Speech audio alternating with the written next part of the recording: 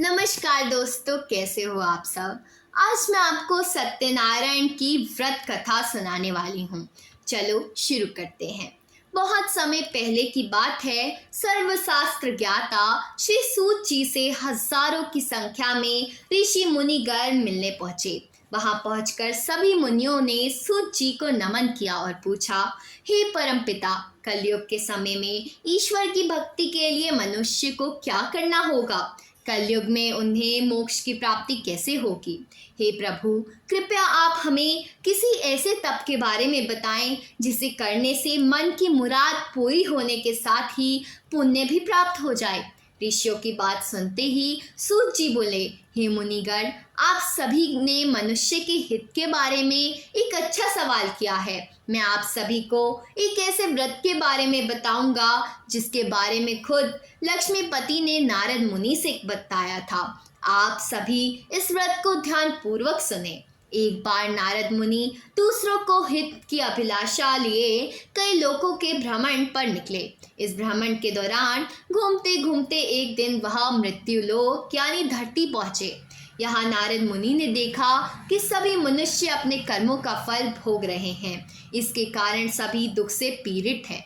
यह देखकर उनके मन में एक सवाल आया कि ऐसा कौन सा उपाय निकला जाए जिसका पालन करने से मनुष्य के दुख का अंत हो जाए।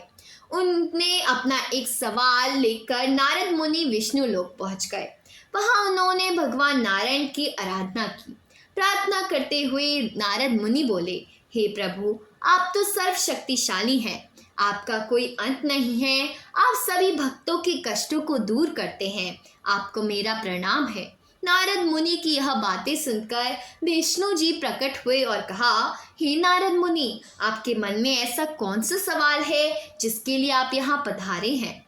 परमपिता विष्णु की बात सुनकर नारद मुनि बोले, प्रभु, मृत्युलोक में मनुष्य अपने कर्मों के दुख झेल रहे हैं।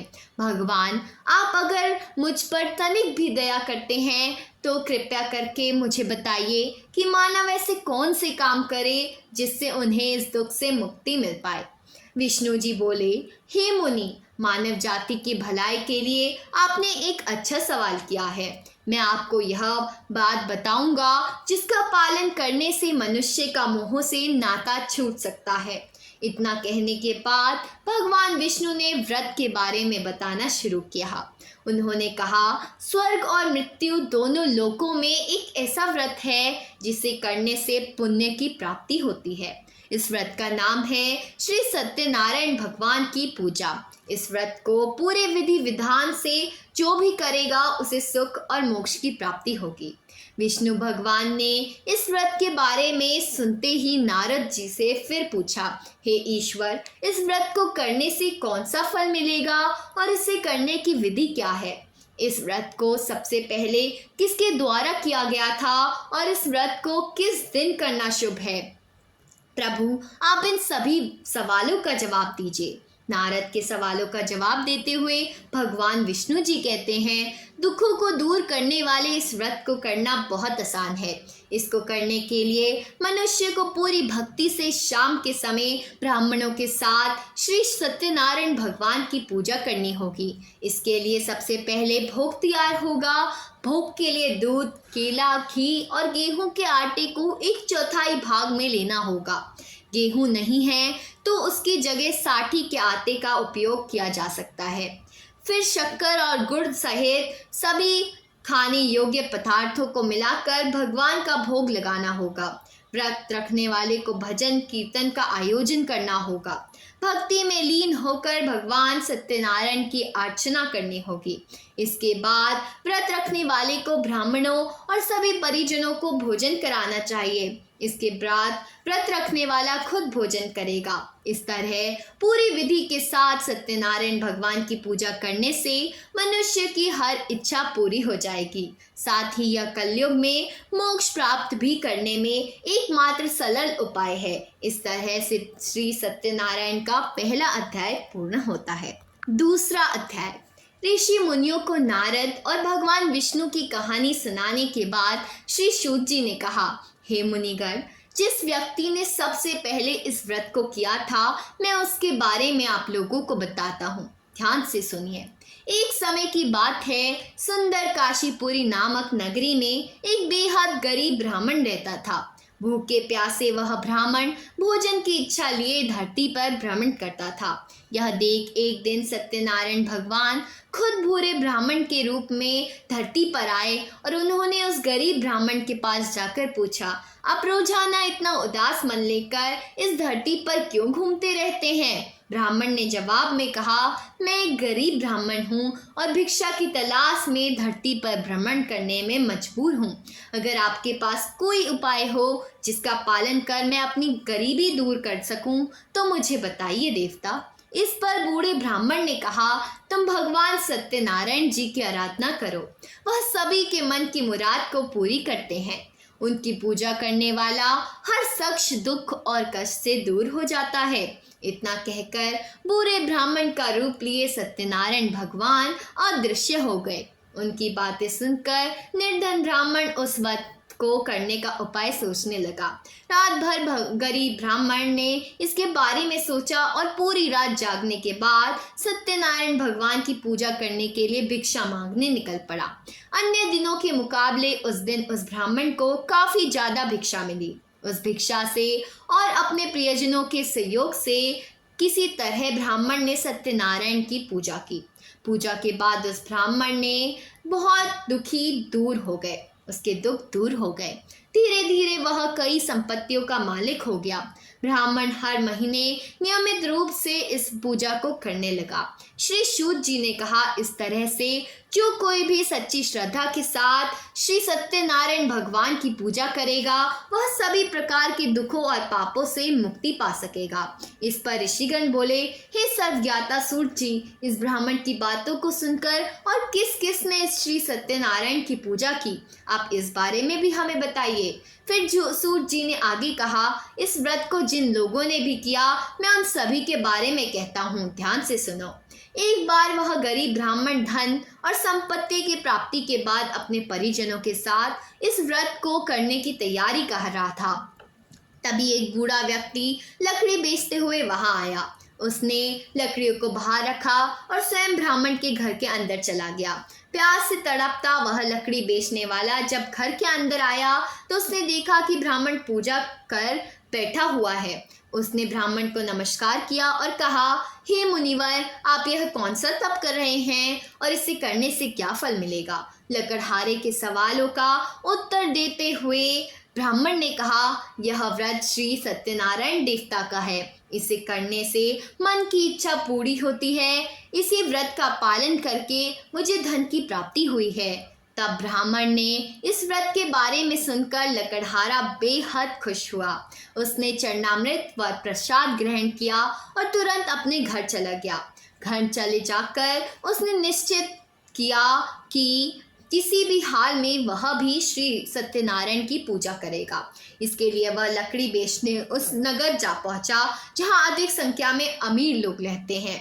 वहां उसे पहले के मुकाबले अधिक धन मिला। इसके बाद उस लकड़हारे ने कमाए हुए धन से गेहूं का आटा, केला, घी, शक्कर, दूध सहित सत्यनारायण व्रत में लगने वाले सभी सामग्रियों को खरीदा। फिर उसने अपने प्रियजनों को भी आमंत्रित किया और पूरी विधि के साथ श्री सत्यनारायण भगवान का व्रत किया। इस पूजा को करने के बाद उस लकड़हारे को भी धन और संपत्ति की प्राप्ति हुई और आखिर में उसको बैकुंठ धाम प्राप्त हुआ। इस प्रकार सत्यनारायण कथा का दूसरा अध्याय समाप्त होता है। तृतीय अध्याय।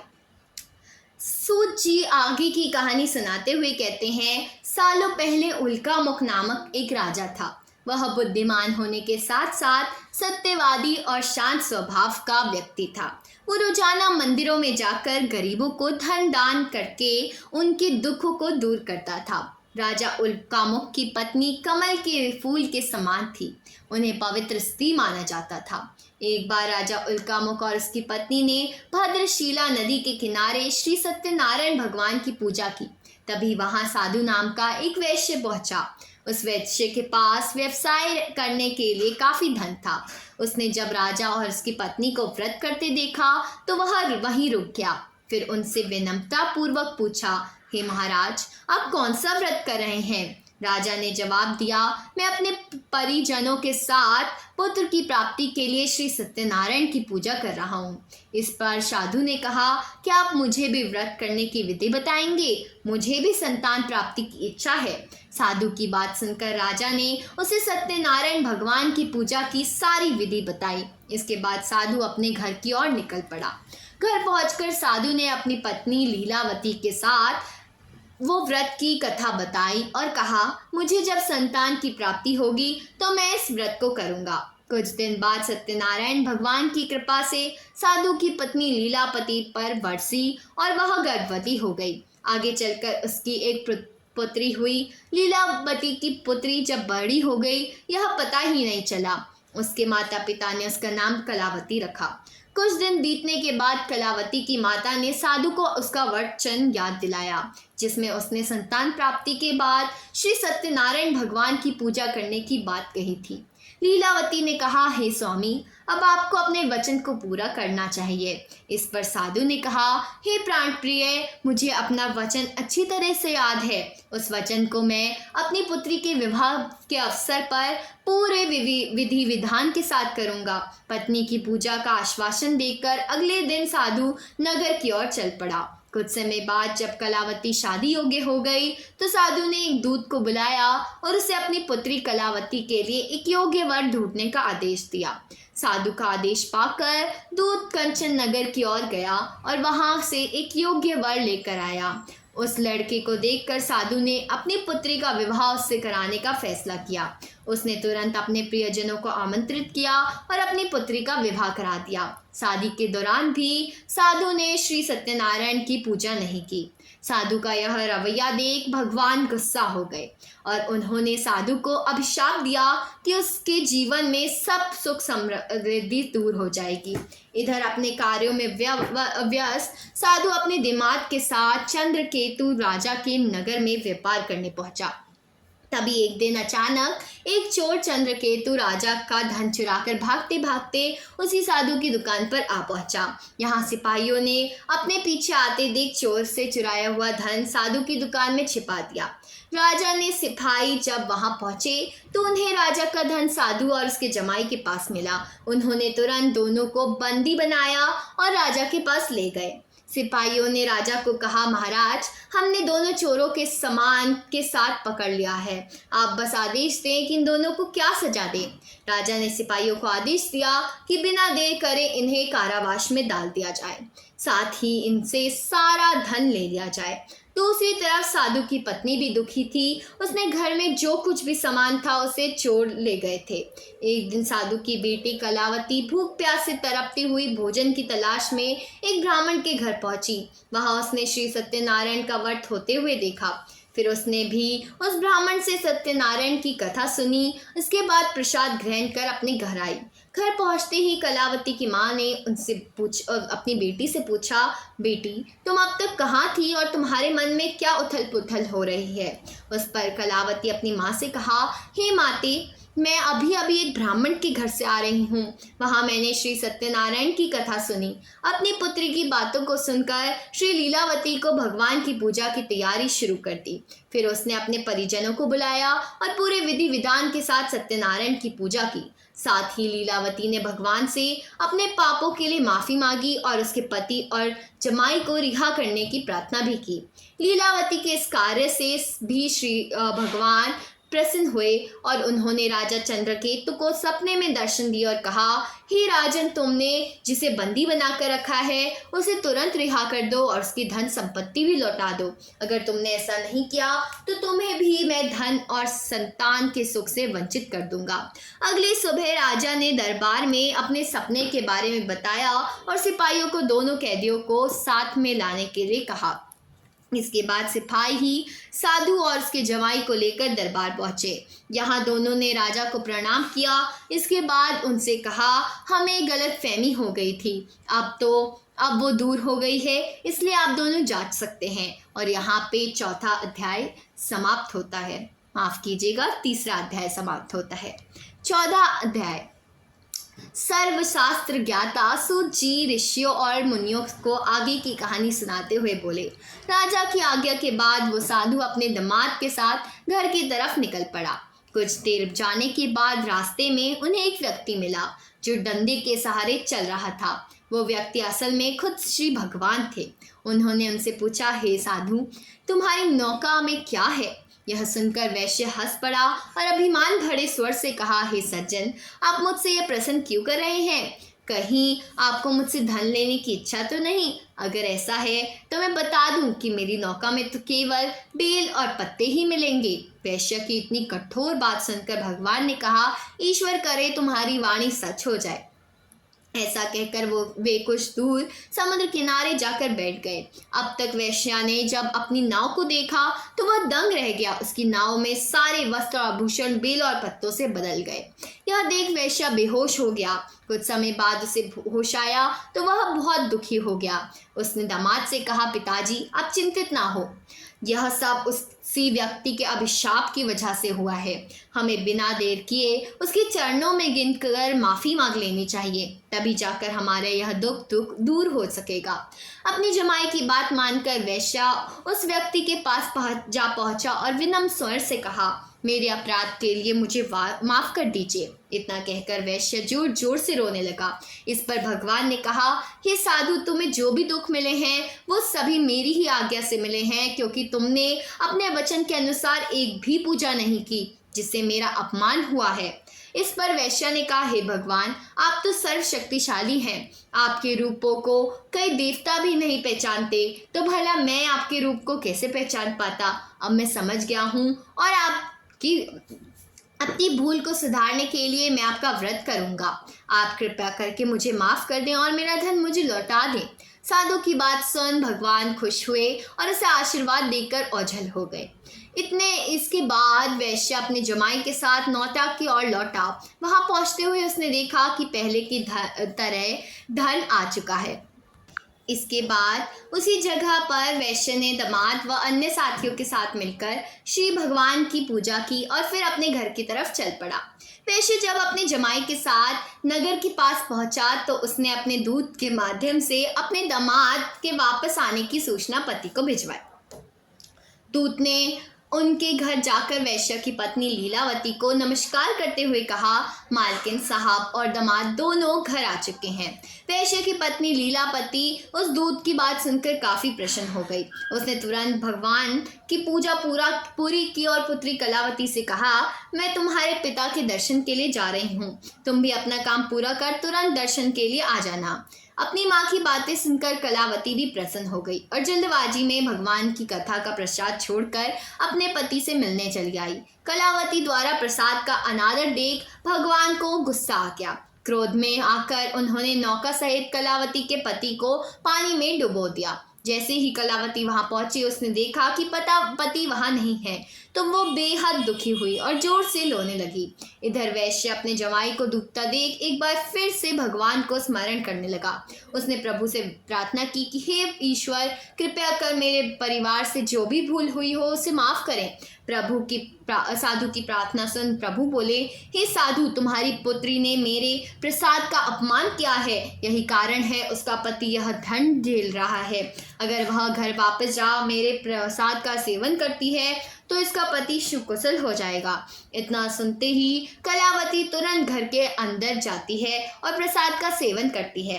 प्रसाद खाने के बाद जब कलावती दोबारा अपने घर के पास बाहर आई तो अपने पति को सही सलामत पाया। इसके बाद साधु एक बार फिर से अपने परिजनों के साथ मिलकर पूरे विधि विधान के साथ श्री भगवान की व्रत करता है। पूजा के बाद वह सुखी सुखी अपना जीवन व्यतीत करता है और अंत में इस लोक का सुख प्राप्त कर स्वर्ग लोक चले जाता है। तो दोस्तों, यहाँ पे 14 अध्याय समाप्त होता है। पंचम अध्याय सत्यनारायण कथा के 5वें और अंतिम अध्याय में सर्वज्ञाता सूत जी ऋषि और मुनि गणों को एक और कहानी सुनाते हैं। यह कहानी तुंगध्वज नामक एक राजा की है जो प्रजा पालन में व्यस्त रहता था। कुछ समय बाद राजा तुंगध्वज अपने नगर के पास के जंगल में शिकार के लिए गए। शिकार के बाद राजा एक पेड़ के पास विश्राम करने के लिए रुके, जहां उनकी नज़र कुछ लोगों पर पड़ी जो पूरे विधि विधान के साथ भक्ति में लीन होकर भगवान की आराधना कर रहे थे। हमेशा की तरह अपने अभिमान में चूर राजा तुंगध्वज उस पूजा में शामिल नहीं हुआ और ना ही भगवान को नमन करना जरूरी समझा। वहां मौजूद लोगों ने राजा को रोककर भगवान का प्रसाद भी दिया, लेकिन तुंगध्वज ने प्रसाद का अपमान करते हुए लेने से मना कर दिया। कुछ समय बाद जब राजा तुंगध्वज अपनी नगरी पहुंचा तो देखता है कि उसका प्रदेश सब कुछ बर्बाद हो चुका है।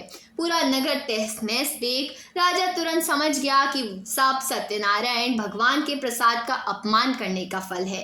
वह तुरंत उस जंगल में गया और बिना किसी देरी के पूजा में शामिल हो प्रसाद भी खाया। इसके बाद राजा दोबारा अपने नगर की ओर गया। वहां पहुंचकर देखा कि सत्यनारायण भगवान की कृपा से सब कुछ पहले जैसा व्यवस्थित हो गया था। इसके बाद राजा तुंगध्वज ने लंबे समय तक सुख और समृद्धि के साथ अपना जीवन व्यतीत किया और फिर मृत्यु के बाद उसे स्वर्गलोक की प्राप्ति हुई। इस कहानी के बाद सूत जी ने ऋषियों से कहा, हे मुनिगर, इस संसार में जो भी मनुष्य श्री भगवान के व्रत को करेगा उसकी सभी मनोकामनाएं पूरी हो जाएंगी। इस पूजा को करने से गरीब को धन की प्राप्ति, निसंतान को संतान का सुख मिलेगा। वही मनुष्य अपनी मनोकामना पूरी करने के बाद जीवन में आखिरी वक्त में वैकुंठ धाम चला जाता है। आगे सूत जी कहते हैं, मैं अब